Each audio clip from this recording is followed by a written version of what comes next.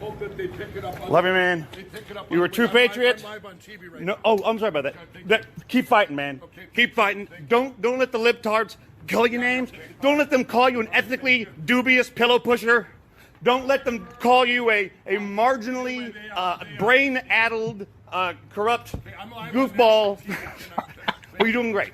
Don't let them call you names, what I'm saying. What I'm saying is be strong. Don't let them push you around or call you names like a completely clueless, crazy old man who believes everything he reads on the internet. Don't let them call you names. Stay strong. You're doing great. Love you, man.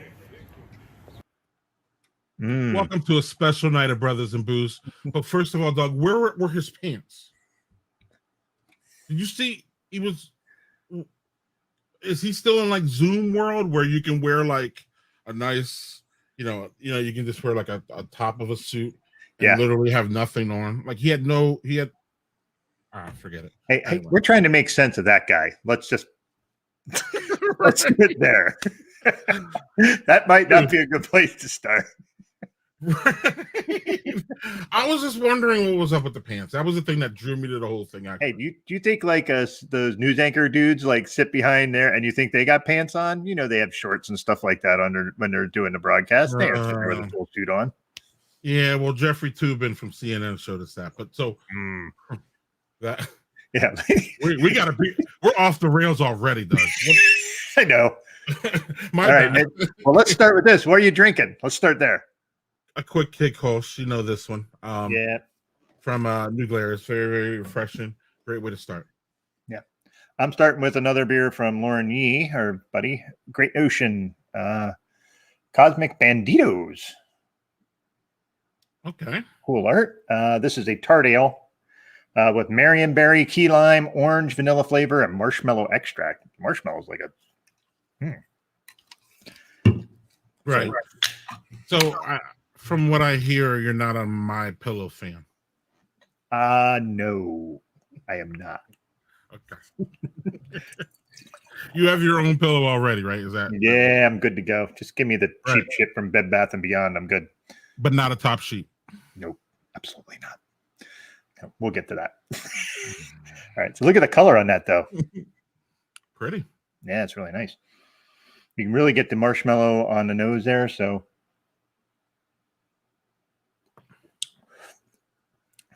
Ooh, that's nice and tart, yummy, smooth, and the marshmallow is like really pleasant on there. I was worried that was going to be a little gummy, but no, that's really good. Excellent. Good start. Great. And without further ado, I don't have nothing more to say. Yeah. Oh, you don't, do you? Well, I have nothing. Yeah. Okay. All right. I know it's strange. It's rare. Yeah. So tonight we're doing a special edition because we have a guest that's pretty busy, pretty human. So they have a lot going on. So, we got a New York Times bestseller on here, guy who takes amazing photos. If you follow him on Instagram, you cannot go wrong with seeing with some of the photos he takes. They're phenomenal. And I'm super jealous of that because I can't take photos for shit. But he's a phenomenal writer, really funny guy. And let's bring him on, Mr. Chuck Wendig. Hello. What's happening, Chuck? Hey, it's good to see you guys. How are you? Cheers to you, man. Cheers back at you. Why don't you tell us what you have in the glass? I mean, you told us before, but everybody else. I did, yeah. It's I've been drinking Spindrifts recently, which is like when everybody drinks water now with bubbles in it, and then flavored water with bubbles in it, and this has real fruit in it, which I guess is true. But then I put gin on top of it, and that's good. Gin is good. So gin drift. I guess we'll just call it a gin drift. Does that work? Hey, that works. There's your one friend Kevin Hearn made one recently. Like he named a cocktail that he made with like rhubarb simple syrup and something. And I was like, oh, that's good. And then he's like, what do you call that? And then he goes, he just gave it a name. I'm like, great, that's cool. I don't care. Yeah, that's what it is now. Yeah, gin drift is very catchy, so that's perfect. See, I did it. Hello, guys. How are you? Oh man, this is good. So part of the reason, obviously I'm a fan of your writing, so thank you. It's a pretty cool thing for me to have you on. Obviously the most recent book you put out was Book of Accidents, which, I read it last week. I was on vacation with my family in Vermont and had a lot of time to read, which I normally don't. So I was pretty thrilled to read that. Can you give us a little, I don't want to give too much away because people haven't read it because, I read the whole thing and it was fabulous. Give us a little idea of what that is and how you came to it. Yeah, oh God, how I can't. That's a long story. The book is a haunted house novel that's not a haunted house novel. That's where it starts, and that's not where it ends.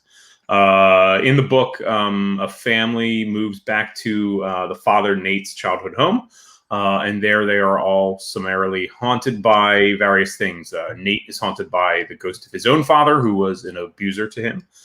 His wife Maddie is haunted by her own artwork, which starts to come alive.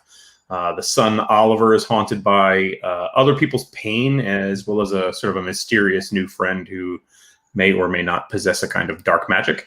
And then there's creepy coal mines and a missing serial killer and nature gone awry. It was just, and then it gets worse from there. That's just the start of all of the chaos. Yeah, so it comes out of a place where I grew up in a haunted house, so I have a lot of sort of weird feelings about haunted houses, and I wanted to put them somewhere, and especially with generational trauma and cycles of abuse and all the really fun, wacky stuff you want to put into a book, all the lighthearted, good feeling stuff.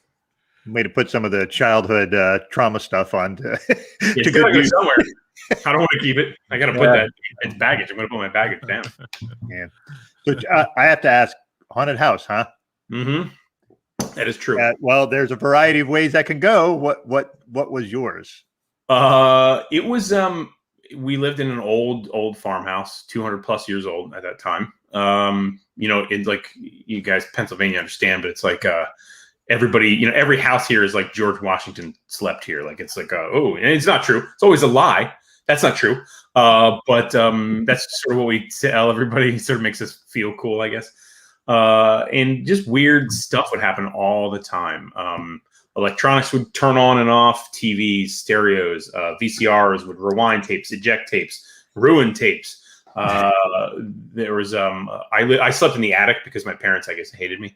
It was actually it was a cool room, but it was a creepy old attic where like rats and squirrels, you would hear them in the drywall above my head. So all night long I was serenaded by the sounds of little scrabbling feet.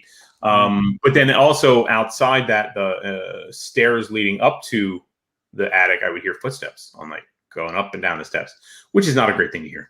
But over time it becomes kind of weirdly comforting, right? It becomes kind of part of the background noise of the house. Like it doesn't appear to be malevolent. Like I'm not injured in any way by it. And it's, so it becomes like when you don't hear it, it would feel weird. So you would hear singing in the walls, which is a strange thing. There was a flag. We had this little mail holder and key, key holder, like a key deposit on the wall between our living room and our kitchen. And it would hang there, and we had a little American flag there. And sometimes it would just wave in a really weird way, in a vigorous way. And the great thing about all of these things happening was I was almost never alone when I was experiencing them. I had friends experience the stuff with me, so it made me feel a little less nutty. So here's the corker, right? Here's the thing where, for me, it convinced me that this was officially a haunted house and not something else, and why I still sort of believe in it, even if I don't. I'm skeptical, but at the same time, this was the sink in the putt sort of a thing. So my cousin and I did the worst thing. We took a Ouija board and we went up to my attic and we used the Ouija board, which is already you're like, well, congratulations, it's amazing, I'm still alive. Yeah, terrible mistake. So yeah, don't do that. So we got a name on that Ouija board. The name Michael Thomas was the name. So we're like, okay, so this spirit has a name and this is what it is. So years later, I was asking my dad about the property in which we lived, not just the house, but the property. Because my grandfather, we had a huge farm, raised steer and chickens and everything. Not when I was a kid, we had ditched that and we were raised white-tailed deer, which is a weird thing to raise, but that's what we had. So I was just curious because I always thought it was always in our family. It was one of those things where I think as you're a kid, you just sort of assume this was always in our family. So I asked him what did my great grandfather do at this property? He said, oh, we didn't own it before then. Your grandfather bought it. I was like, oh, okay, that's interesting. He bought it from a family, the Thomas family, and their son died out in the woods on the property. Lost and died. When I grew up, we only had 16 acres, but when it was my grandfather in previous era, it was hundreds of acres, massive, went all the way out to the highway, and a lot of it was wooded. And he just went out there and apparently did not survive. So I was like, hey, our house is haunted. I don't know if you knew that. And he was like, no, shut up. Like, kind of like the tough guy, dad, shitty sort of thing. Like, no, that's not true. Wow. And years later, like after he passed away, I talked to my mom, and she was like, oh, your dad totally thought this place was haunted. He had experienced all these different things. I was like, God damn it. And so I was like, that was in a way, in that sort of juxtaposition is where Book of Accidents is born, because it's like, we couldn't even talk about the real haunting because here was a man haunted by his own sort of ideas of like toxic masculinity, and his dad was a righteous abuser. So I think all of that stuff sort of burdened on him, and he wasn't going to talk about any of that sort of frou-frou Philly ghost business, even though he totally believed in it. He totally thought it was haunted. And I was like, So now I have to summon, I guess, my dad's ghost from beyond the ether just so we can talk about other ghosts, which is like ghost gossip, I guess. You still have that Ouija board. Maybe you could do that. I do not, but I had a friend, and he came over one time, and he was like, oh, can we use the Ouija board? And I was like, no. He's like, well, I'm going to use it by myself. I'm like, well, that's your gateway to hell, then enjoy that. Every time he would pick that Ouija board up, the lights would dim in the room. And he's like, nope, not touching it. He's like 5 times, pick it up. We were watching Home Alone on the TV. I'll never forget that night. The TV would go, I was like, put the Ouija board down. It's telling you don't touch it. Don't touch it. Wow. I made the mistake. The porthole is an energy suck too. Oh, jeez. Yeah, I was like, nope. No. Wow. Oh, no. So I don't even know how I follow that one up, Doug, with the question. But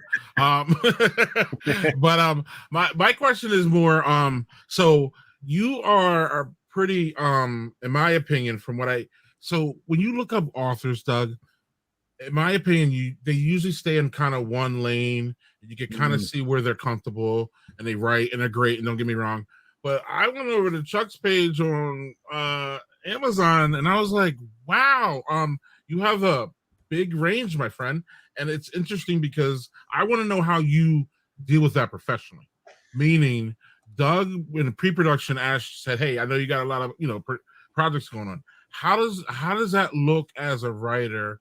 Given that you are in sci-fi, you are in the Star Wars world, you are in now. I mean, not now, but you're in horror.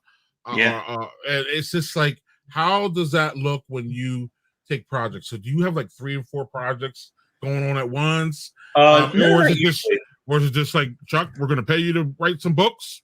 So here it is, and you're like, okay, that's my priority. Or how does that work? Like, how do you keep all those creative things in line in your head? It's crazy. Yeah, these days it's easier because like when I started out, I was freelance. So it was like I kind of just took whatever job I could get, whatever creative work I could do that would pay me, I would do it. And I bounced all around between, I did pen and paper games to start, and then I moved into film and television, and all the while I was still trying to write novels. And then even after writing novels, I kind of dipped into comic books a little bit and some more film and TV stuff. So it was interesting, but I mean, for me, it's mostly like I sequester what I'm doing. I write a book at a time. I don't write 2 at a time because that would break I'm not smart enough for that. I'm just too stupid for that sort of thing. So I sit down and I do the one thing at a time. Maybe I'll edit in the afternoon if I have a different kind of project, but generally speaking, it's one thing at a time. And it's all my own kind of original material. I pitch it now, and the publishers are in or they're out, and so far they're in. And I'm fortunate enough where early on, because I did not achieve meteoric success with book 1, which sounds like it'd be great. I mean, don't get me wrong, I wouldn't be upset with meteoric success in book 1, but the advantage of not being this like huge deal at the start is that it doesn't put you in a lane, in a rut. If the first book I wrote would be, a best-selling thriller, that's what I write for the rest of my life. People, writers always talk about branding, and always say brand is the thing you burn into the ass of a cow to make sure everyone knows who owns it. And I don't want to be that. So I was fortunate enough to sort of be able to diversify very quickly and kind of write all over the place. And now no one cares. They let me do right. Great. That reminds me of when we had Brian Gordon on from Foul Language Comics a couple of weeks, and he was saying how he started writing the Foul Language Comics. And Chuck, I don't know if you're familiar with it. It's a duck comics where it's like, yeah. He was on our show, and he was like, so basically I started doing this thing, and it said, it's like if you say, what kind of food do you want to eat? And you say, I love Thai food. Great. Now you're going to eat Thai food for the rest of your life.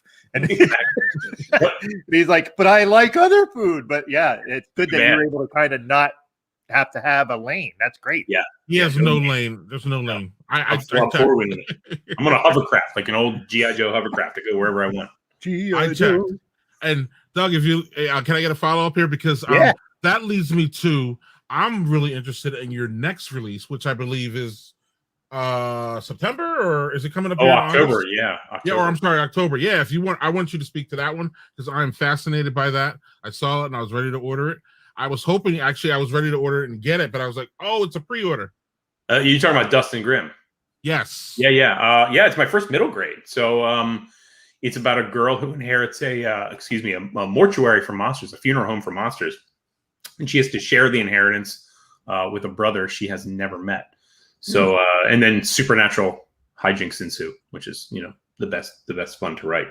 It's my first middle grade, so we'll see how it goes. I think it's good. The publisher's been great, and getting some good early sort of buzz, as it were. But you just never know. It's a new space for me. I really want to write a book for my kid that he could read, and yes, there we are.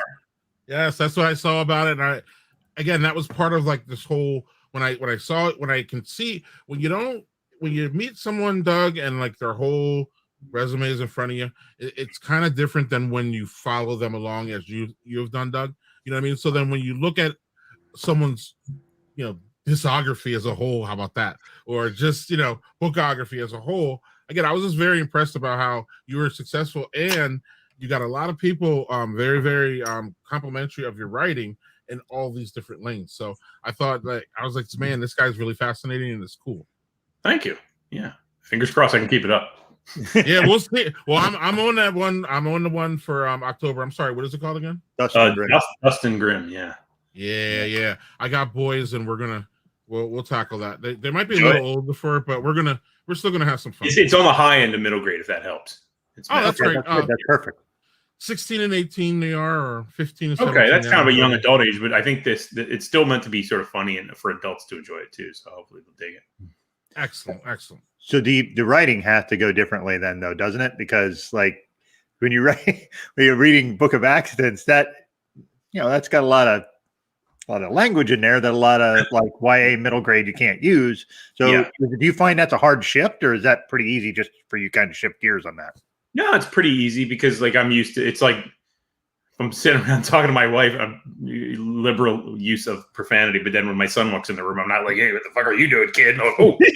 I mean, every once in a while, if you're drinking too many gin drifts, it might be like, I said some things. Daddy didn't mean that. That's okay. That's a weird word. And he did ask one time, because he knows what the words are. He's like, he like understands what shit means, but he's like, what does the F word mean? And I'm like, oh, I can't. That's a lot.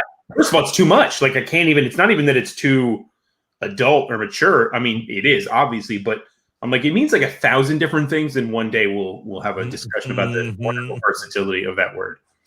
But it is different. Yeah, it's different. But I don't find it, the switch between writing those two things is not super whiplashy, which is not a word, but it is now. No. Well, if you look at someone like, I think Gaiman does a good job of doing that kind of stuff where he'll write stuff that seems more adult. And that's why but then like, that's something that I really enjoyed about yours was like the idea of like it being like this fantasy and horror all mixed together. And it, like the fantasy element was very like I said Gaiman-esque, and I'm not trying to put your writing down at all. It's just that kind of stuff felt just like that. I love how you're able to kind of build that stuff. Good. I'll take that. Yeah. I'm not going to be mad about, being compared to Gaiman, or people have compared me to Stephen King and they're like, is that okay? I'm like, yeah, obviously. As long as you're not putting him off, we're in good shape. Oh, I'm so offended you compared me to somebody who is really good. I know, exactly. You're compared to like one of the best, of the best. Oh, no. Right. Yeah, I saw that. That was one thing that really stood out to me too, because I have a love-hate relationship with the comment section of pretty much everything, but especially Amazon. I try to use that to gauge some things where I want to buy, and a lot of times I go to Amazon and look at the ratings and then go somewhere else and buy it, or buy it directly for the company, or stuff like that. But again, looking you up, that's when I saw like people are like really saying and I was like, oh man, this is gonna be fun. And but really what I really enjoyed about you, Chuck, and it's not, I was just really fascinated by it. Once Doug showed me who you were a couple months ago, he said he was trying to book you, is your Twitter feed. You are one of the few. You are one of the few people that have a massive amount of tweets more than me. I tweet all the time. No, noon, morning, night. I am tweeting. I love the platform. I've always loved it. I just love that I can get quick information, and I can just slide real fast. And there's just all kinds of different things if you follow the right people. Now, again, you have over 200,000 tweets or something like that. Or it might actually be even. Yeah, might be more. Yeah, I think it might be 500. I'm gonna go check after I ask this question. Too many. But, just go with too many. That's the official number. It's too many. It's like it's redacted. Right, but I love that you love the platform as much as me, and I was like, this guy's my soul brother in Twitter. So how does that evolve with you? Is this something that platform wise you just really like, and then how does that connect? How do we make that connect with the writing, and does that have anything to do with it? Second question first. I don't think it doesn't do much for writing. In terms of, it doesn't sell books. I mean, it maybe sells like 10 to 100 books, which is not bad, and you don't mind doing that. But publishers, turns out they want like thousands of books sold, and if you don't sell thousands of books, right. So it used to be the publishers would kind of like rely on you to be like, instead of doing anything for the book, they'd be like, well, why don't you just tweet about it? And you're like, yeah, that's not a marketing plan. So you're either going to have to pay me for that marketing plan, or you're going to have to actually spend some cash on advertising. And it seemed like they're learning that Twitter is not itself a vehicle to sell books. But what it is a great place to connect with people in your industry and other creative people outside of the industry, and just make a lot of cool, interesting friends. And I don't mean like connections in the sort of exploitative sense, like I can use these people as a ladder to scramble to the top. I mean, just interesting, random, fascinating people in the world who you come to respect or have already loved and respected. So, and you can reach those people. And so that's one of the things I really love about the platform. But I do generally love it, but I also hate it. For sure. It can be really as the profile grows. I said in an interview I think last week that it was like, Twitter is like you sort of hanging your heart on like a hook out there and be like, protect this, and some people will, and other people are like, that's a piñata, I want to hit it and see what candy falls out of it, because I take candy out of people's human hearts, and they just start whacking at it, and you have to deal with that. And that can be hard, because over time they stop treating you like a person and more like an idea, like you're like an object to be attacked more than an individual. I mean, not to be like all like, well, we all have feelings, but like, there's someone on the other end of a Twitter account, when you're you're most of the time. Not always. True. Yeah. This is true. There is, for me, there's a meat bag on the other end of it. Yeah, that's cool. Doug? So I don't know. You were speaking about how Twitter, I follow a good amount of authors, and a lot of them, like the people will say like, well, you need to have Twitter and you need to promote all this stuff. And like you're saying, maybe that doesn't really move as much product as they would like to. And then I saw something yesterday. Talk about it, but I saw something yesterday where it was a thing from Cormac McCarthy. Hold on, I got to share this. Real Cormac McCarthy? I'm assuming so, but it could be. It's not. Turns out it's not. Everyone always. Yeah, but it's like this thing where it seems like him, because it seems like something he would say, because it's like this crusty thing about like, hey, I wrote a tweet. Are you happy now, Terry? Like, whoever's doing that account. Not him. That's probably not him, but it just made me laugh, because it seems they already took the verified away. They're like, nope, whoops, our bad. Yeah, but it was funny just because it seemed like something he would say. Yeah. A parody account, right? No, I was like, are any of us real? Am I just a fake person? Am I right. Some of these parody accounts are real, too real to life. Too real. Too true. Too true, Cormac McCarthy.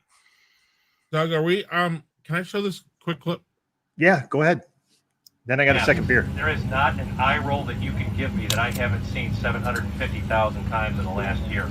I know you don't like them. I don't like them either. We have to wear them. It's a rule. It's not a political statement. It's not me taking your rights away. It's not me exerting my will on you, etc., etc. All the rhetoric that I hear, I don't want to hear it anymore. I get it. I It's just a rule, and if we don't have rules, we have anarchy. So let's just go with the 1 hour and 43 minutes of masks, and you can. Bravo. Amen. Chuck, have you been traveling during the pandemic? No, I've the most we did is we went to the Jersey Shore in a car because no plane's going to take you there, and that was easy. So then I assume then you obviously have a good pandemic job, meaning obviously you're a writer, so you were able to hunker down at home, quarantine, and write. I hunker down in this room and do this, and then I'm good. Yeah. Wow. Well, good for you. Thank you. It's always, obviously we applaud our frontline workers, all of them who had to struggle through this pandemic. Especially, so that's why I asked if you travel, because Doug's going on a trip here soon, and I've been telling them about. We've been talking about having a conversation about how the planes are almost. It feels like almost the safest place in the world to be, because they enforce masks. Force it, yeah. But it's also kind of the worst place to be because we have these people fighting and punching people over masks. So I'm just like, I just wanted to know, if we go on your Twitter account, we can see what your opinion is. But I wanted you to tell our audience what your opinion is generally about what's going on, whether it be the mask on the plane or whatever. Which, give us a little bit of your take on the pandemic. What the fuck is wrong with people? Like, holy shit. I just saw the lady who's suing the airlines because, we're doing it like our grandparents used to do it, which is that we just relied on our immune systems, not these antibiotics and vaccines. You're like, we are literally a civilization because we have those two things. If we did not have those things, we would all be just dying in crap-filled ditches again. We'd all have I'm 45. This would be my top age. I'd be like, well, it's time to go, everybody. I have some sort of condition now that's going to cause me to die. When I was a kid, I just said this on Twitter. When I was a kid, I was like a sub 1 or something like that. And I had water, and the water was from our well because I grew up on a farm. And in that well was a dead possum, and nobody knew it. So I drank dead possum water, and I had to go to the hospital because I got a really bad dead possum water infection. And I almost died.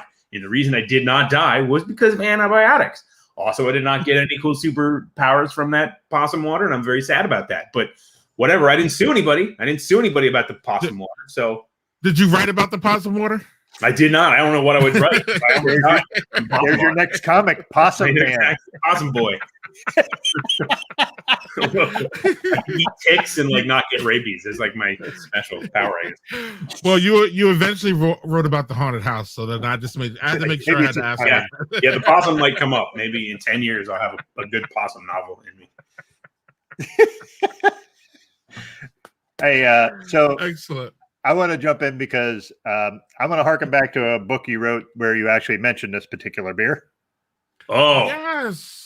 Dragon's Milk. This is actually one of their variants. Like a Loki variant. Yeah, double. Yeah, kind of.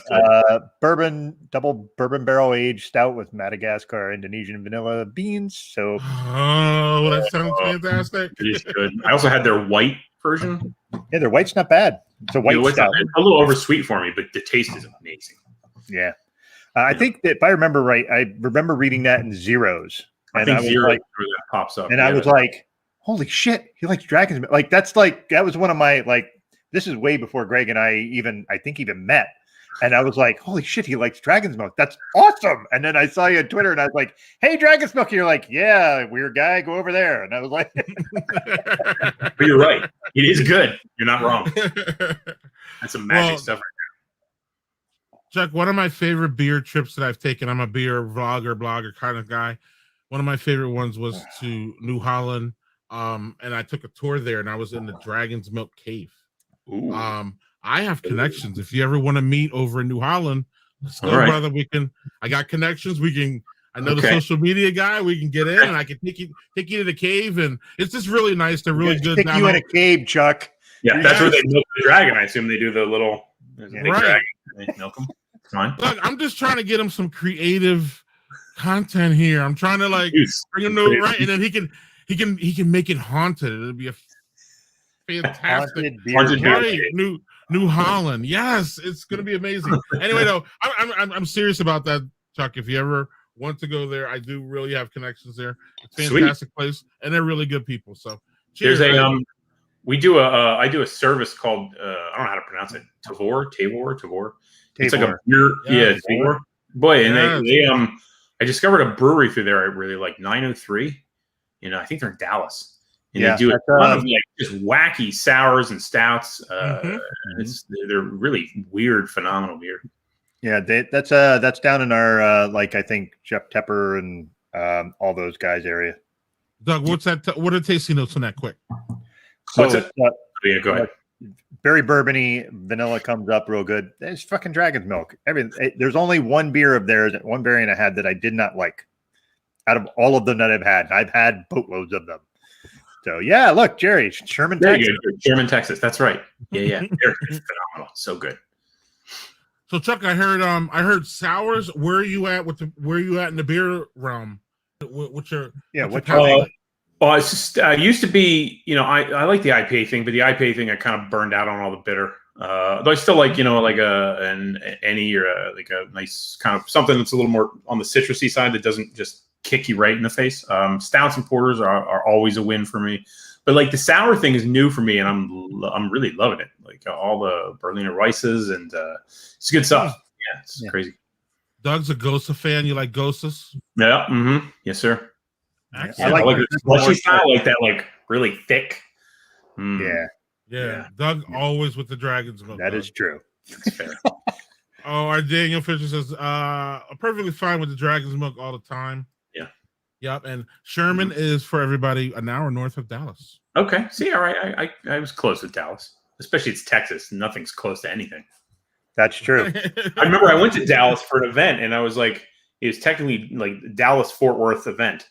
Mm-hmm. And we were in, I guess, the Fort Worth side. They're like, if you want to go to Dallas, it's like you're gonna have to like pack a bag. I was like, but it's and like no, Texas is as big as the moon. You just get ready for that. Like, oh, all right. Okay.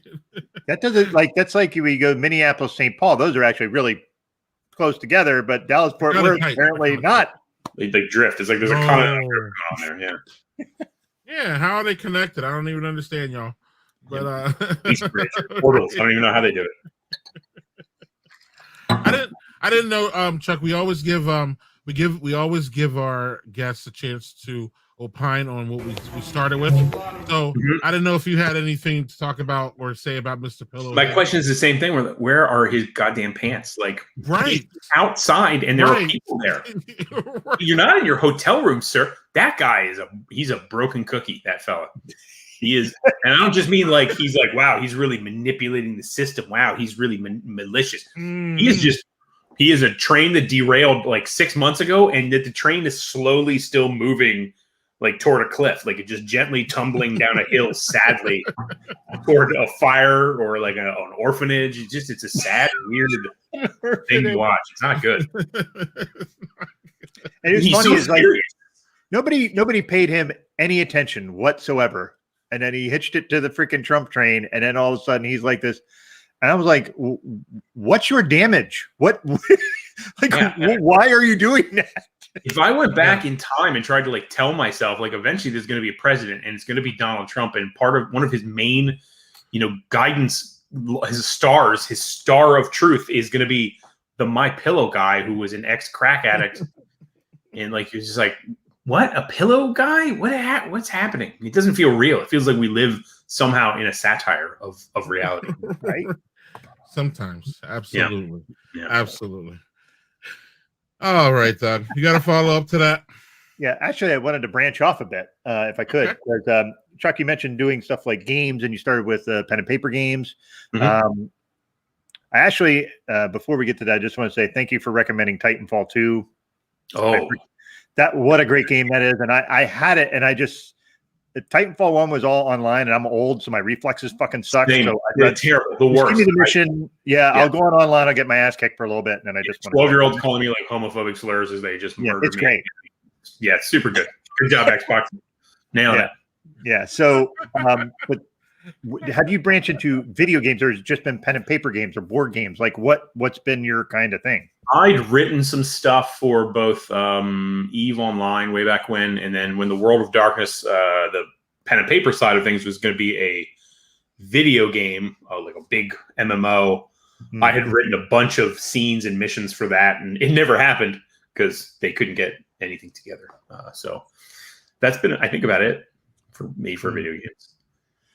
Have you ever thought about doing anything in that realm now? No, video games are like you have to be willing to be like, I write in spreadsheets. That's where I put my brand new dialogue and spin. It's tough. Like, and it's like you're on a lot of video games are not writer driven. They don't start with the script. They start with all of the assets and the ideas, and then a writer kind of comes in at midway or even sometimes at the end.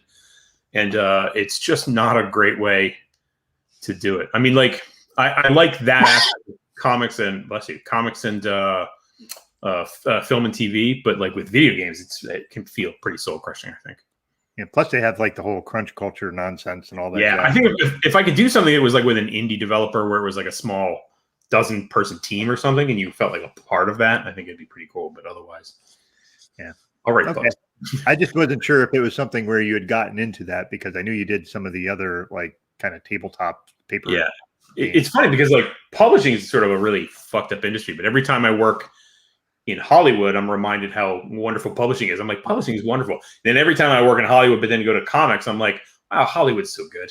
And it's just everything like a cascading series of like, wow, having the bamboo shoots under my fingernails is much better than this. I forgot. Oh man. So I got a big question for not a big question, but I think it's a big question. I almost can't even ask it. How do you deal with, and how did you deal with, and how do you still deal with writing for such a big a big branded name like Star Wars? And how can you handle that expectation level of the fans? They are demanding. Oh, they are demanding. They are, and I'm not saying they shouldn't be or not. I'm just saying that they are very and they're very pointed almost. Yeah. And you knocked it out of the park, my friend. Obviously because everybody loves it. I go look at it. We already have a comment. It's just amazing. To me, at some point when you're writing these books and you get to even a second or third, people know who you are. People know what to expect. Is there pressure there? Does it build? How do you deal with all that? Because Star Wars is it's crazy, and you already know.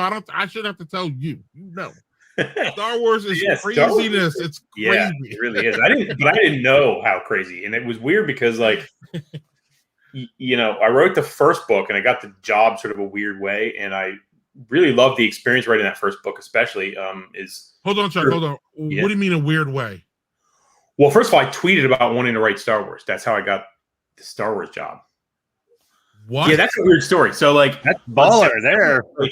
I knew there was going to be new film, right? They were like, I knew Disney had bought them and they were making new movies, and I knew they were coming out the following year. So I tweeted, I wish to write a Star Wars novel, and I shake the internet to make my wish come true, or whatever it was. And people sort of independently went and kind of started talking to the editors at Del Rey and people inside Star Wars. And the next thing I knew, I was meeting with one of the Star Wars editors at New York Comic Con. And she's like, hey, I read one of your books. And I was like, well, then it was good to meet you. Thanks. Because I don't get that job. She's like, no, I read a different book than whatever you're thinking of. And I said, oh good. Turns out she read one of my young adult corn punk novels, and she thought it was very Star Wars-like. So next thing I knew, I was like there to write a synopsis and a treatment, and then they hired me for the job. And it was crazy because like I was supposed to start writing that like January, and initially the book was going to come out in that following November. And then they were like, hey, good news. I was like, oh, what's the good news? Like, well, the book is going to come out 2 months earlier. I was like, oh, that's great. That's exciting. She's like, the only bad news is we have to shave 2 months off your deadline. And I only had already 3 months to write the book. So 3 minus 2 equals 1. I had 1 month to write that book. And the first aftermath. That's the Yeah, first the aftermath. first aftermath. The first draft, anyway, was a 1 month process. We had edits, and that was a couple more months, but it was 1 month to write the first draft. So what was crazy was I tweeted about wanting to write Star Wars on September 4th, and the book came out the following September 4th, and it landed at number 4 on both the New York Times bestseller list and USA Today. So I was like, the fours was with me. No, See what I did there? that's a super fast freaking timeline. Yeah. Oh my It's god! tight. Wow. So writing like the follow-ups were tough because like then I didn't have any. I had no time to worry about fan expectations, and I also didn't. Right. It was weird because it came out right in that sort of boil over time of partisan division and Trumpism and a lot of anti-gay hate and stuff. So like I didn't know that the book was going to be this kind of like flashpoint. Like we released the first book at Dragon Con, and I did a midnight a release event, Force Friday or whatever they called it, and I was at Barnes & Noble, and we had an event, and people were lining up, and it was cool, and I was signing books and reading passages and whatever. Then I went home around 2 a.m, and I checked like the Amazon page, and there were a whole bunch of reviews, and most of them were 1 star. And I was like, what the hell? The book came out 2 hours ago. It came out at midnight. How are there all these reviews? And at first I thought, well, I screwed up. Like I really did something very bad. But then I started reading the reviews, and they were really super, political, even though they were like, there's too much politics in this book, but their reviews were explicitly very political. And then like all weekend through Dragon Con, I would have this like super just like back and forth whiplash. I would meet real fans in person who were like, oh, this is great. Congratulations. Or I read the book already and I love it. Can I ask you some questions? And it was super excited, as it always is when I meet Star Wars fans in person. They're always lovely, wonderful people. Mm-hmm. And then I would get online and people would be like, I hope you die. Here's a 1-star review on Amazon. Spoiler alert. And it's like, oh my God, what is happening right now? And so I just like constantly be like, is my book horrible? Is it? And then when I hit New York Times list, I was like, no, it's great. I don't know. I guess it was all good. And just a bunch of jabronis mad at me. Right, and they right. Be mad at me until now. This very moment, they're still mad at me. Somewhere there's people who are still mad at me right now. Right, right. And I was going to say, so that was one of my questions for you, and you led up to it wonderfully, which is being a New York Times bestseller. Obviously, that is a level that few people get. Obviously, it's a very, very wonderful career mark as a writer. It's fantastic. It's great, but that brings people who just don't like you. And I read some, I was reading some comments, and I didn't know you, so I actually wanted to read some of these comments because I think some of them, Doug and I talk a lot about the Yelpification of America, meaning some people just want to be nasty. Yeah. And it doesn't really matter what your product or your brand is, they're going to shit on it. Yep. And I saw a bunch of that, under your things, but most of your, Doug, you look at this man's resume on, and I call it a resume because as a writer, in my opinion, that's what it is. Yeah, sure. On Amazon, what it is on Amazon, and they're all 4-star or 5-star. Doug, I'm telling you, there's not one below. I looked, I tried, but when I looked at the negative ones, I looked at the positive ones, and this man's like Stephen King. Man, I was thrilled. This is great. And then like the negative ones were, he's too political. He's too political. This is a political thing, blah, blah, blah, blah, blah, blah, blah. And it was just like, I could just feel the like non-genuineness of this feedback. So as my question is, as a New York Times bestselling author, how do you weigh constructive criticism? In my opinion, from what I know about you, you wouldn't be where you are if you didn't take it in or you didn't take any criticism. Yeah. I believe that, but there's also a level of you need to tone that out and do what you need to do as a creative person. So how do you weigh that? And it's funny because you already kind of sort of answered the question, because it seemed like, especially in that first weekend, you were like looking at them and looking at, you were getting feedback from real people, and then you were getting feedback from the excuse me cuckoos on the internet. And so how do you weigh that shit, and how do you really know what's real as far as constructive criticism? You know you're not perfect. You said it a couple times. Yeah. So then how do you do that? I don't. I mean, it sounds weird, but I don't worry about, because what happens online is not constructive criticism. Especially the 1 stars, and there's nothing constructive about it. First of all, the book's done. there's no constructive criticism that I can take at that point. There's no way I can't go back in and with like my marker and be like, I got every book. Hold on, I'm gonna give me that one. I'll change it. You're right. That's a bad chapter. Let's just rip those pages out. Sure, I don't have that. So the constructive criticism comes from my agent, my editor. If I have any early readers, or if they're, if it is something that's post-release, they're from people who are practiced in the skills of review and critique. And so I can see those things and see like, hey, is there something there that I can find that I can take to the next book that I'm writing and say, you know what, maybe I overuse that, or maybe, I do. But most of the time, honestly, that's not where I'm getting a bunch of negative reviews anyway.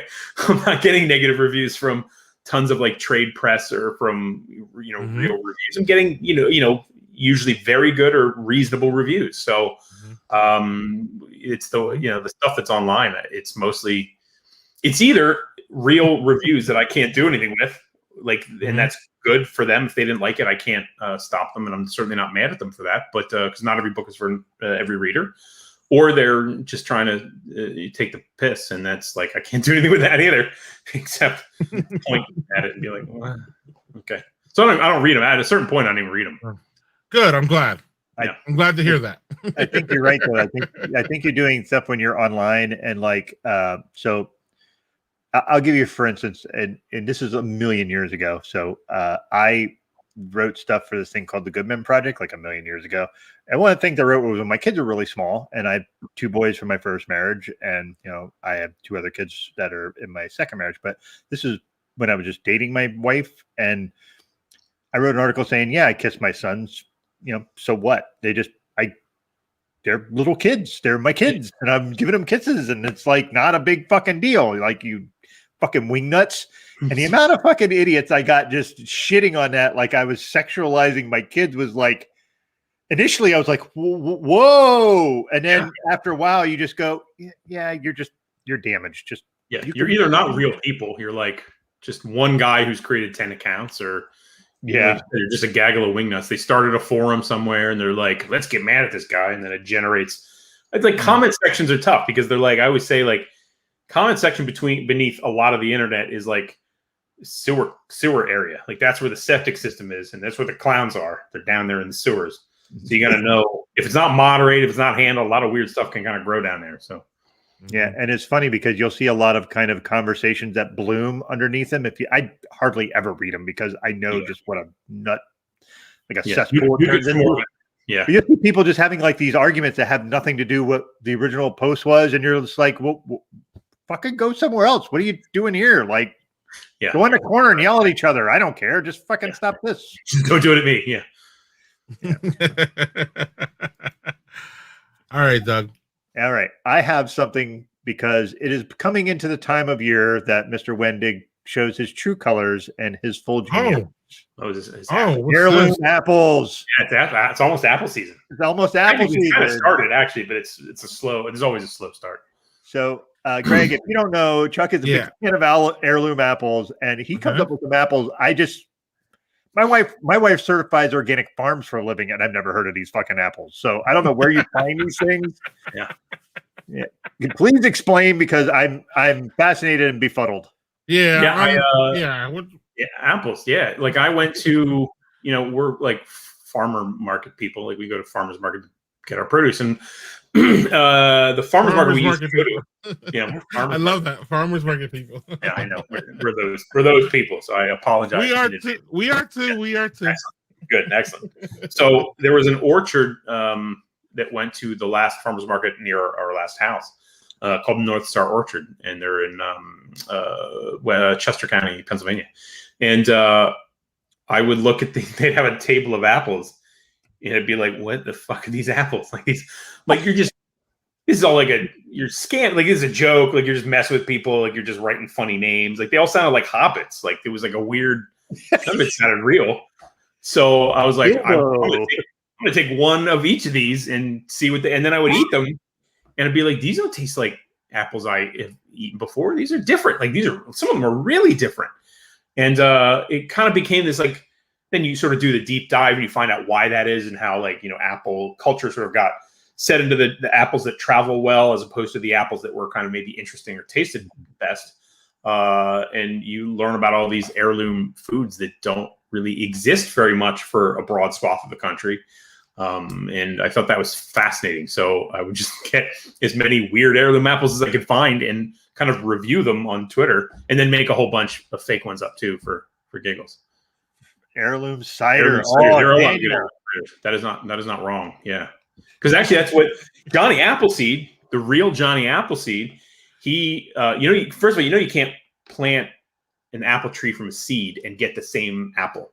So if you find an apple you like, I'm to take the apple seed and put it in there, that does not grow that apple. It grows kind of a random apple. So his whole thing was he just planted random apples. He was a weird religion, this local religion called Swedenborgian, which is here in Pennsylvania, only in one town in Pennsylvania called Bryn Athyn. He was a Swedenborgian. That is. Yeah, and he apparently had like a pet bear and a pot on his head. Like some of the myths of him were actually vaguely true. So he would plant seeds wherever he went, and he created what they effectively call spitter apples, just apples you bite, and they're astringent or strange tasting, but they make great cider.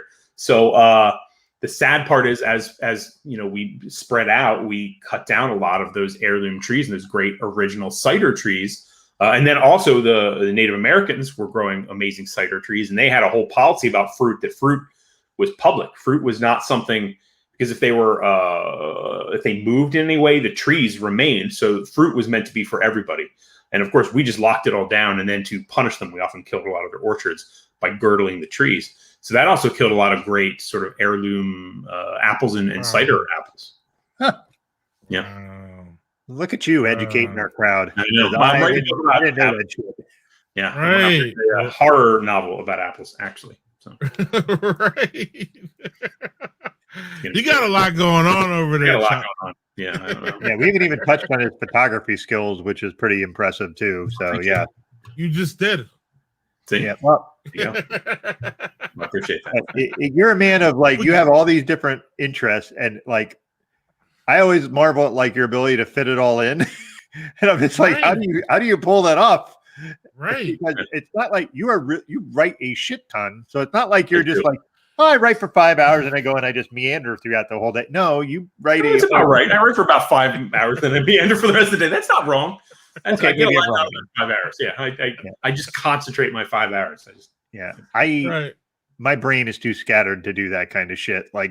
yeah, but Doug, though, seriously though, if you think about Chuck's job is to write.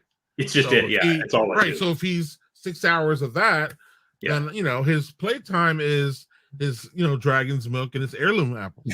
Yeah, it is pretty much. I mean, you kind of just nailed my life right there. That's it. That's a pretty good set of. I'm not an unhappy person. Let's be very clear about that. That's a nice place to be, but growing up in a haunted house is the best. That's where I want my writer to grow up. Yeah. So, did you know as a kid that you were a writer? Pretty early, 8th grade was when I kind of sunk deep, and I was like, "Oh, people do this as a job. They're not just writing these books for fun." And were you still in the haunted house by then? Yeah. Oh yeah. Okay. Until I was 18. Haunted house. Okay. Oh, okay. Okay. So again, that's where I want my writer to grow up in a haunted house. Yeah, I pickled myself in ghosts, basically. Right, and you see what happened after that. It's genius, Chuck. You had it all knocked out from the jump. You just didn't know it. I did. I didn't know it. I was. People always talk about privilege, but they don't talk about the privilege of growing up in a haunted house, do they? Right. You're right. I mean, to your point, the house that I grew up in was in this tiny, tiny town called Herndon. And it is exactly an hour north of Harrisburg and exactly an hour south of Williamsport. It is right smack dab in the middle of nowhere. Yeah. And we had this house. My parents bought this house, and it was, I don't know, it wasn't 200 years old, but it was 150 years old maybe. And it was right on the Susquehanna River. Yeah. And we had the same shit. Just lights would go on and off. The TV would turn on at 3 a.m. And it wasn't like a TV where it was you had to go and pull the fucking knob. They would do that kind of thing. Old CRTs, yeah. Yeah. So it was it was really weird. And I remember going down with my cousin in the basement, and we had this weird shadow go on the wall, and it looked like a woman with a beehive hairdo. And we were 9, so we skittered up the stairs what the fuck is that? We didn't say that, but we And my grandmother happened to be there. My grandmother goes, "Oh, that's whatever her name is." And I was like, "What?" Like, "Oh yeah, she lived here. She died in the house." And we were like, "We have to move. Yeah, you're like, fuck this. I'm out. Kick out a window and just run. I'm gonna go put a tent in the yard. I'll be out there." Yeah, yeah. Right. So my friend Alex lives near an orchard named Milburn. He's in Chester County. Yeah, Oh, okay. that's where Alex is. And So they okay, have that's not far from maybe where North Star is. yeah. Chester County, Pennsylvania. Yep. Oh, he's How's that? small world. I live 20 minutes from North Star. Yeah, Alex Oh, is okay. like Alex does a shit ton of home brewing. That guy knows more about brewing than Greg and I. Well, more than I do. Maybe not as much as Greg, but Well, he hasn't done that much lately. Sorry, Alex. no, But yes, no, he can. Called if he out, wants Alex. to. Sorry, you just got called out. Yeah, I did call out Alex. This is true. But yeah, he lives 20 minutes from North Star. Okay, go there, Alex. If you don't go there now, go. They're starting their apple season. It's happening. Okay, so then Chuck, when you bring those apples home, what do we do with them? You just eat them. They're eating apples. I mean, you can do desserts with them, but if you do desserts, you got to find an apple that's got good cell structure. It's got good snap, because otherwise, Right. It'll just dissolve into the dessert. I mean, unless you're doing like apple butter or applesauce, that's all right. But Right. you do a pie, you want those to hold up. Yeah, or tart. Yeah, there's a good apple. It's not an heirloom. It's called Gold Rush, one word, but capital R. I don't know why. And I think it was a Washington State apple. And I think Cox Orange Pippin's one of the parents. Anyway, regardless, it's an apple where if you pull it off the tree when it's time, not a good apple. But you put it in storage for a month, and it becomes like the best apple you've ever eaten. It's perfect, sweet tartness, an excellent balance. Got kind of a honeyed thing going on. It makes amazing pies. You can keep it in storage as a keeper. It'll stay. Like usually the apples that come out late in the season are keepers. You can usually overwinter them in a cold spot in your house, and they will not only retain flavor, but sometimes develop better in new flavors over the course of a month or 3 months. Well, damn. Yeah, Gold Rush. Shit, I didn't know. Gold Rush apples. Is he one of those apple experts, Doug? Hey man, he's put in the research, man. He's done it. I think I'm an Apple influencer. That Cosmic Right. Crisp that came out, they sent me free Cosmic Crisp because I talk about apples all the time. I was like, I'm an Apple influencer. I did it. Yes, Yes. I made it. I made it. Is that more special than a New York Times bestseller? Oh, infinitely. Yeah. Free apples? Are you crazy? Oh man, That's a gravestone. Put that on my grave. how many heirloom apples do you think Chuck can name? Probably men. Doug, what do you think? More than 40. Oh, more than 4, like in a row? That'd be hard, especially after a gin drift. But Yeah, that's true. I'm not accounting for the amount you of. gotta account for the gin drift. That's a big ass glass too, right? It started off filled too. So yeah, it's right. So let's just say 20. So, yeah, 20. We'll say I can do 20 at this point. Yeah, we'll say that. Doug, you have a third beer? I do, and it's another Dragon's Milk variant because I have to. Yes. And the thing is, I've been saving this damn thing since January of 2019. Oh, that's 11. Look at that. It's a special day. And Greg, it's an orange chocolate one, the one that you said you couldn't understand why everybody liked it. Chuck, I told them when I went to the Dragon's Milk Cave, I told them that one of those variants was, I don't know why the fuck you guys brewed it. Like I said, He went I said to something Dragon's like Milk that. and told them, Right. why are you doing this? What the hell's wrong with you people?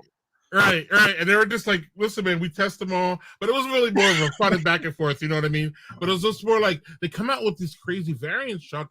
And for me, I look at it and I'm like, this isn't going to work. And it works every time. Yeah, it works You know what I mean? every I told them it works every time. Yeah, because Like, they know.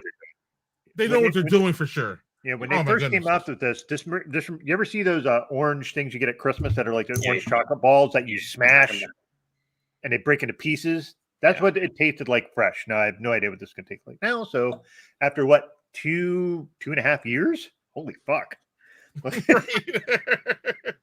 Right. So real quick, Doug, we'll get your tasting notes in a second, but my friend Alex has a question for Chuck. I indeed been slacking on the brewing. However, maybe I need to do a cider. Chuck, what's your favorite apple I can get here locally? For good cider, do you I've never made a cider, and I know most of the apples I'm getting from Chester are eating apples or dessert apples or snack apples. But I do think you could get a good cider out of any of the russets.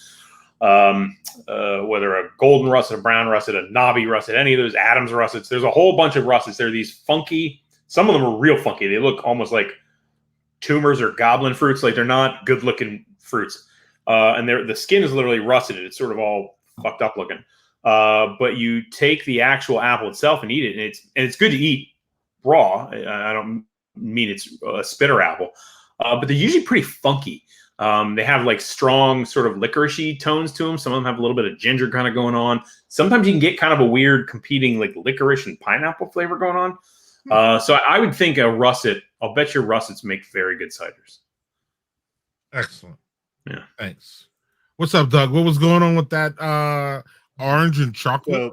So over the 2.5 years, the orange is really bottomed out. You get a little chocolate, lots of bourbon notes on this. So basically over that time, the notes that made it really, really interesting because it tasted like those chocolate fucking orange balls that you smash.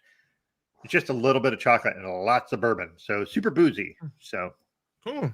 It's still tasty. Don't get me wrong. It's just not what it was at the beginning because I think time aged all that stuff out, unfortunately. Chuck, do you like the bourbon barrels?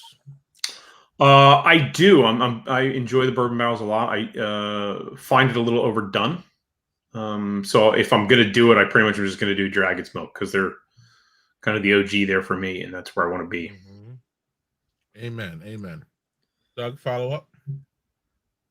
Yeah, I mean, I think you're right, Chuck. There are some that are a little bit overdone, and Dragon's Milk, like when you get just a regular one, it's always good. It's always on point. It's always good. There's no variance for like how it's made in its regular form.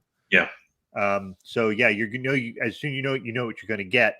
Now, sometimes like if you're looking at shit like apples, sometimes you don't want to have that monoculture thing, and that's not a monoculture thing for Dragon's Milk. That's not it.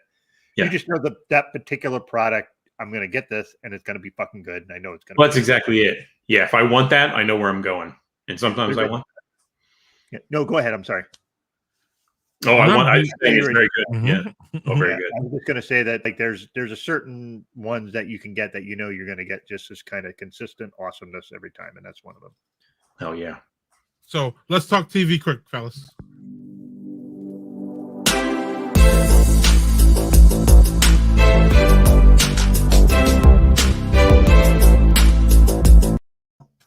So I'll start. I've already explained, Chuck and Doug already knows that I've been very fascinated by the dynamic, especially in the pandemic, coming out of it with airports and what's going on in the airports and the airplanes. So the TV show that I started watching recently, Doug, it's called Fasten Your Seatbelt. It's on A&E. It actually comes on tonight. And basically, it's just a show about the freakouts that are happening in the airport and the airplanes. The FCC said that it's up 600%. Since the pandemic started, people fighting, annoyed, punching, assaults, screaming, and most of it, again, I would say from what I know, 80% of it is mask holes. That's what I call them. That's what they are. Stop with the nonsense. It's bullshit. But for some reason, Chuck, that like it's again, what did they say when we were kids? It's a train wreck that people roll up to. That's what I'm sorry. That's what this show, Fasten Your Seatbelts, bring tonight. There's 2 new episodes tonight, 10 Eastern, 9 Central on A&E. And you can probably get all the DVRs, watch them all. I love public freakouts. I'm sorry, Chuck. It's my, we all have a guilty pleasure. It's a good pleasure. Yeah. My guilty pleasure is freakouts and dumb videos with the MyPillow guy. And you'll see it if you've seen the stream before. If you watch it in the future, I have a fascination for it. So this feeds right in. So, Doug, you have one? Yeah, so I'm gonna go with one that's been around. The second season just came out. Is Love, Death, and Robots. I freaking love the show. It's what's great about it is they're not sequential. You can watch them in any order, and some of them are funny, some of them are sad, but they vary in time. Some of them are 7 minutes, some of them are 20. I think the first season, Chuck, like John Scalzi wrote a couple of the episodes for the first one, if I remember right. Second one. Yeah, I think so, yeah, and so yeah, I don't know if you've seen this show. This show is excellent. It's Actually, I have. I need to. Yeah, it's super digestible and super fast because one of the best episodes I saw was in the first season was one Scalzi wrote, and it's 7 minutes long, and it's fucking hilarious and funny and perfect. And yeah, nice. I highly encourage folks to actually check that out. Yeah, one thing I was able to you mentioned 7 minutes long. I was able to catch Chuck's 9-minute pandemic one that got to the Sundance. Oh, pandemic! Yeah, me and yes. Yes, and I thought it was very, very. I loved it because the name pandemic. And I was talking to Doug about it. I was like, man, this is great because it was at least. I wasn't able to. Once you booked, I didn't grab your book, and I wasn't able to read any of your stuff. So that was a consumable thing that I was able to grab from you. Oh yeah, to get an essence of who you are on top of the comment sections and all the different things I was looking for. But I wasn't able to consume a book, by the time you came on. So I was like, man, I need to consume some of this guy's stuff. I need something. And I found that off your let me put that here. I found that off your blog, which is very interesting too. Y'all need to go there and check it out. It's very you can fall into a Chuck Wendig rabbit hole like I did last night from 11 p.m. to like 3 a.m. I was just like, it's a terrifying rabbit hole.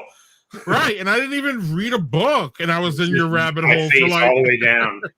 Right, I mean, if you started your Twitter page, I went down there and I was looking, and you probably see right now I was retweeting like things that you posted like 7, 8 years ago.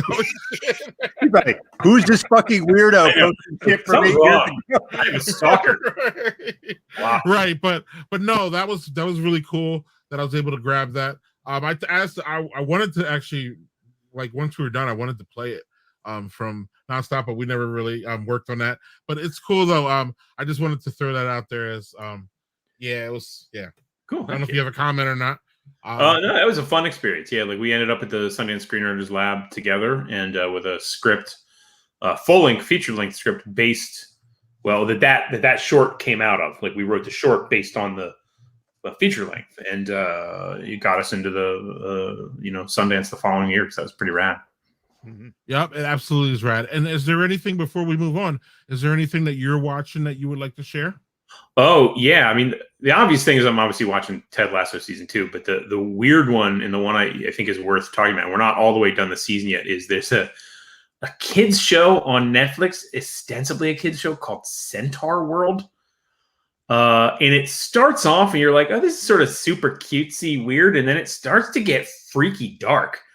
Like there's like, as they're like sort of walking through this like rainbow land, there's like these little plants and leaves and bugs singing a song about like the joy you'll bring to the nowhere king is when he sees the light leave your eyes. And it's like, what? Wait, what were they singing? What the shit is happening? And it's super like someone dropped a bunch of acid and made this show, and it is phenomenal. So definitely check out Centaur World. And if you feel like doing drugs beforehand, you could definitely do drugs beforehand. So this is like the modern day HR puffin stuff. It definitely has that. You probably don't even need drugs beforehand. That's how weird it is. Wow. Excellent. That's awesome. Right. I've never even heard of that. So I'm gonna it's have new. to, I think it just landed this week. It's pretty strange. Oh, it just landed this week. Wow. Yeah. Well, yeah. Excellent. Good shit. Thank you for that. Sure. Whenever you want to trip out and not trip out. Centaur World, kind of. Yeah, or trip out like you're in your 20s, right, Doug? If only.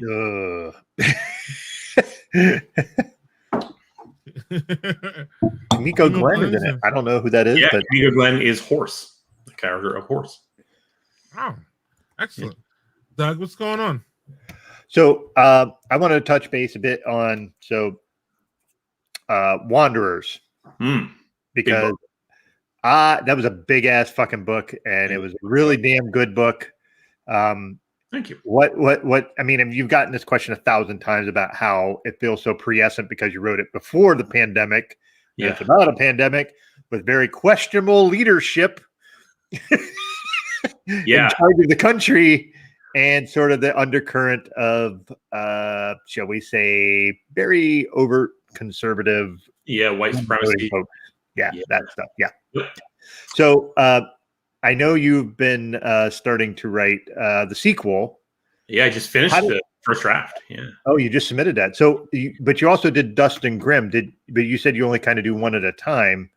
Oh, Dust and Grim's coming out in October. I literally just finished writing the one. Oh, okay. Because I was a little like, oh, okay. Well, you're like, so for somebody, the opposite of you is like, I see Jonathan Mayberry do shit like, I'm writing this for the Joe Ledger series, and I'm writing this for this zombie series, and he's doing like 6,000 words and like, you do that. I don't understand how that man does it, but he's a machine. Mayberry's a machine. And actually, the screenwriters competition that I entered that sort of ended up hooking me up with my writing partner and got me into Sundance and so forth was based in was a contest run by a group called the Writers Room, which was run by Jonathan Mayberry, who used to live right around the corner from where I am now. He doesn't live here now. He lives in San Diego. That bastard. He lives in like sun and beach and surf, and I'm like happy stuff with his Hawaiian shirt, miserable Pennsylvania. Yeah. Oh, I didn't know that. I didn't realize he was from there. So yeah, he's from here in town. His Joe Ledger series is like it's great, and I will tell you, it's one of the few things that I will, not that I don't enjoy reading, but I will prefer to listen to on Audible because the guy that does his books is Ray Porter. Yeah, Ray Porter is. He did Zer0es. Yeah, that's right. He did do Zer0es, but I read that. I didn't listen to the audiobook. So now I'm going to listen to that. Now I'm going to have to buy an extra one. Like, Ray's good. Yeah, Ray is phenomenal. Like one of those, like, I think he also does Sandman Slim. What's that? Who does Sandman Slim? Does he also do Sandman Slim? Yeah, he did. Yeah. Okay. Yeah, he's one of those dudes. Like, so you either had the narrators that just like, I'm this voice. Yeah. And everybody will have slight inflections onto people, and Ray Porter makes every voice its own voice. And I don't know how the fuck he does it. He does a good. Luke Daniels is good too. The Kevin Hearns narrator.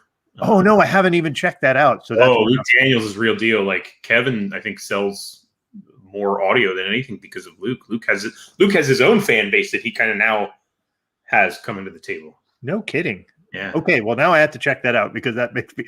And to be fair, I know you and Delilah Dawson and Kevin Hearn are like kind of thick as thieves in a lot of ways. Yeah, they were good friends. And I read some of Delilah's stuff, which is really great. And if you haven't read any of her stuff, you absolutely should. Yeah. Servants of the Storm was like a good book. That's a great book. She's a good book. Coming out next week. She has her book Mine is coming out next week. I have the cover here. Hold on. It's a really spooky looking book. Oh, look at that. Oh, baby. Oh, girl. Okay, that's perfect. Yeah. So check that her out. And you know who else gets great cover is Madeline Rue. Oh yeah, her cover art, like phenomenal. Yeah. And sorry, I could talk writing and authors for a million years because I don't read enough. No, I don't either.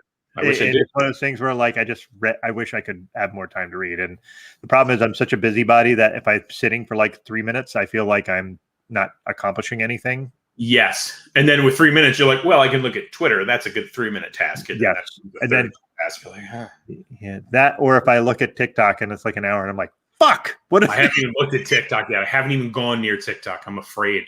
You're a smart man. Stay away from that because you will be just, it's the ultimate time suck.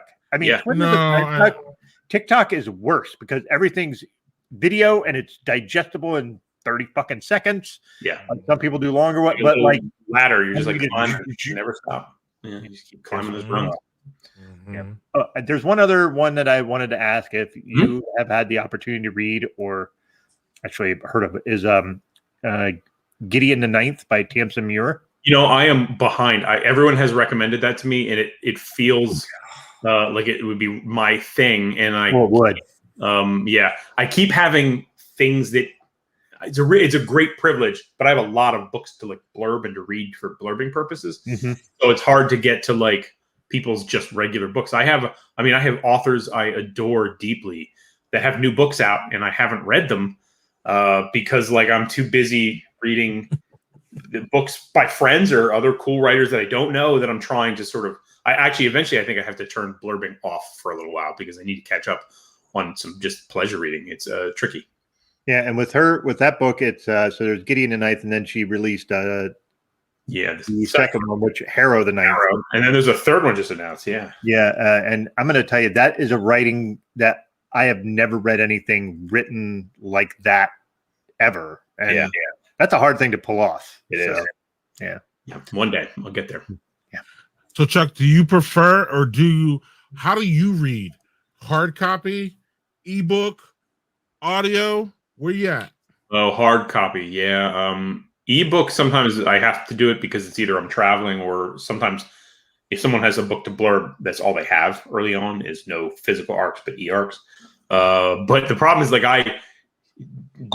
digital stuff forms like a pile of digital trash. Like it's very easy to not even look at. Like at least a to be read pile will be like, it'll threaten to crush me if I don't deal with it eventually. But like you could just add ones and zeros together and be like, I don't have to even look in that folder, and I've forgotten more books than I could have ever imagined existed in e format. So I just do better because it forces me to. There's not a screen I can read on that doesn't have other apps on it. Mm-hmm. So sitting with a book has no apps. So I have only that, and I can throw my phone across the room and be like, whatever that piece of crap is, I don't have to worry about it. I can read this dead tree knowledge receptacle and have a good time. Yep. Can you guys explain to me, or can Chuck explain to me really fast what a book to blurb is? Oh, like when here, I'll give you an example. Like if you see with Delilah's book here, it has a little quote at the bottom. Absolutely hide under the covers, terrifying. I loved it, by Catherine Arden, who's also a great author. That's the blurb for the book. Yeah, I've got a whole bunch of there on that book of accents. Some very fortunate blurbs. Oh, okay. So then people send you books to blurb about. Yeah, so they can write my little pithy marketing quote. Right. I don't know that anyone cares. I don't know that it matters. I mean, like libraries and bookstores, it matters to them when they're ordering books. Right. Probably more than it does when a person goes to pick up a book at a bookstore randomly. I think it more matters, like if you're picking up at a bookstore, I don't know that a lot of people read the blurb, but they might read who puts the blurb. Yeah, and if that person is a favorite author, they might think, oh, okay. Right. There's danger there too, because like, if I put my name on a sort of a slow literary novel, right? People see my name and they might associate it with something that feels like a thing I would write. Even not directly, but they kind of, maybe it's thrillery, maybe it's scary. But if it's a kind of a meditative, slow literary novel, they could feel betrayed by that blurb, either mad at me or mad at the author that there's that entanglement. So it's another level of like sort of gaming out who gets to blurb what book and so forth. It sounds like we have experience in this area. It's weird. A little bit. But at the same time, though, Doug always talks about how it's important for him when he goes to get beer that the labels, he's a label guy. So sometimes just even flipping that book around and I see Chuck Wendig. Chuck Wendig's my guy. I don't care. I'm buying it. I don't even care what the blurb says. I saw Chuck Wendig. That's it. Like, you know what I mean? So so then they read the book and they're like, Chuck, what the fuck? Yeah. But then you find out a lot of blurbs are fake. Like they're just an editor writes them or an agent writes them. That's cool. Thanks for that, because I'm not in your writer's genre, so it's kind of out of my loop. Doug, are we do you have anything else for our wonderful guests? Man, I could talk an hour and a half on extra things. I really could, but no, man, it's been a privilege, and I'm super happy that you're here. And thank you. This has been fun. Fucking fun. Yeah, man. I'll come back. I'll do it. Cheers. Yeah. I'm out, but cheers. Oh, excellent. If you come back, then we'll get into the food shaming, because we don't want to food shame you. Oh yeah, we haven't done that yet. Here. And food shaming is the thing. Oh, we do food shaming here really bad. Yes. Yeah, and we also have another question that is Doug is a horrible person when it comes to food. So he's a horrible person. I hate avocado. I don't even know why we even deal with him here. Wait until we bring him back and we start talking top sheets and comforters. That'll be great. Right. Oh. And It duvet. was controversial. And It is weirdly. duvets are trash anyway. Duvets are trash. Doug tries to prop them up, but pun intended. Yeah, I do. I have one question, but I have to have it off camera because I don't want to ruin the book. So, all right, fair enough. Yeah, or we can. If I come back on, you can ask me then. When most people have read. True, for sure. Cool. Well, Chuck, it's been fabulous. Yeah, thank you. If you want to say do you have anything else that you want to say? No, where can we find you? Terrible Minds on Twitter. You already talked, and then the bookstore. Go to the book or a library. Libraries are great. Library. And your next release is what day? October 5th, I think, offhand. Yeah, that's what I thought for October. And the date is, and what is it about, so people who came in late can hear about it? Middle grade, about a girl who inherits a funeral home for monsters and has to share the inheritance with a brother she's never met. It's like you've done this your whole life. Yeah. Just 10 years. Just 10 years. Who knew? It's like, again, he's got his blurb down for his book. It's just like boom, boom, boom. It's just some books are easy that way. Like I don't have a good log line for Book of Accidents because it's a squirrely book. It's too big. It's too weird.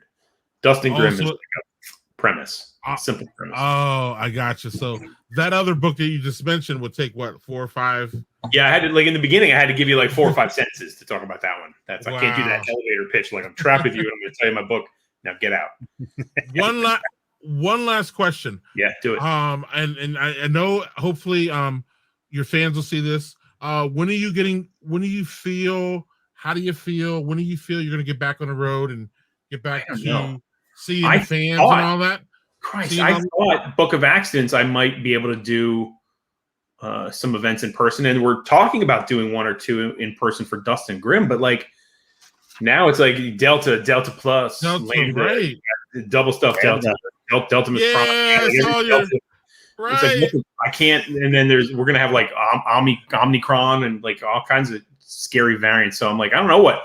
I'm hoping that maybe I'll do a date with Dustin Grimm, and failing that, maybe paperback release of Book of Accidents. Hopefully, because we've talked to a bunch of authors here, and one of the things that they talk about is their connection with their fans and how the pandemic has completely thrown all that out, and it's just weird not having that. And you even talked about it before, that feedback that you get from real human beings that you can trust, because they're looking you in the eye and they're saying, "Hey," they're buying books and they are excited to see you, and you're excited to see them, and you can, sign the book as you see fit. And it's sad. I mean, the virtual thing is cool because it allows people from all over the world to come to events, but it also reduces the specialness of each event. Because if I do like 6 bookstore events virtually, like that's not really the bookstore. It's just the Matrix, where you can come to any of them. But like if I do an event in Wisconsin or I do an event in Seattle, it's generally for the people who support that bookstore and come out to be a part of that experience right there. It's like a local show. So it's a bummer, but yeah, hopefully I'll get back to it. Hopefully so, man. Yeah. So, Chuck, thanks for being on here again, folks. If you have not, Book of Accidents, Jesus, just read it, because it's not a thin novel. But here's the thing: I read through this in a week, and it was mostly 3 days that I read it, to be honest. And because you're on vacation, you're doing shit. It is an excellent book. It's fantasy horror. It's got a million things going on. Lost serial killers, awesome. So go pick it up, and when Dustin Grimm comes out, go pick that up too. So thanks again for being here, Chuck. We really appreciate it. Hope to have you back, man. Yeah, absolutely. All right, thanks, Chuck. It was awesome. Cheers to you, sir. Cheers.